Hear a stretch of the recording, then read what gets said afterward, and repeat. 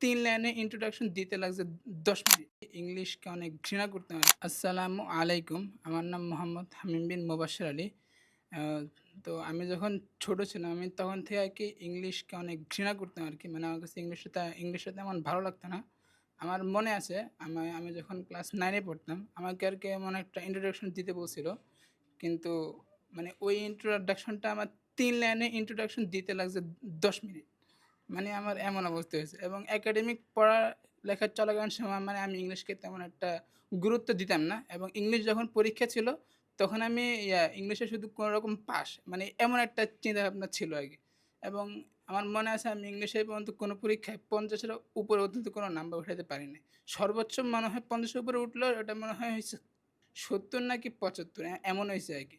তো পরে এখানে এই দাখিল পরীক্ষার পরে ইংলিশ এখানে আসার পর মানে যে ম্যাটেরিয়ালগুলা এই ২ দিনে শিখেছি, তাতে আমার মনে হলো যে মানে ইংলিশ এই কঠিন কিছু না। এটা যদি সঠিক গাইডলাইন পাওয়া যায়, তাহলে হচ্ছে ইংলিশ সহজে শিখা যাবে আরকি। আমাদের একজন ইন্সট্রাক্টর আছেন, উনি যথেষ্ট অভিজ্ঞ একজন মানুষ। তো আমি মনে করি যে উনার কাছ থেকে যদি আমি ইংলিশ শিখতে পারি, তাহলে আমার যে ইংলিশের প্রতি যে একটা ভ্রান্ত ধারণা, ওটা দূর হয়ে যাবে। আসসালামু আলাইকুম।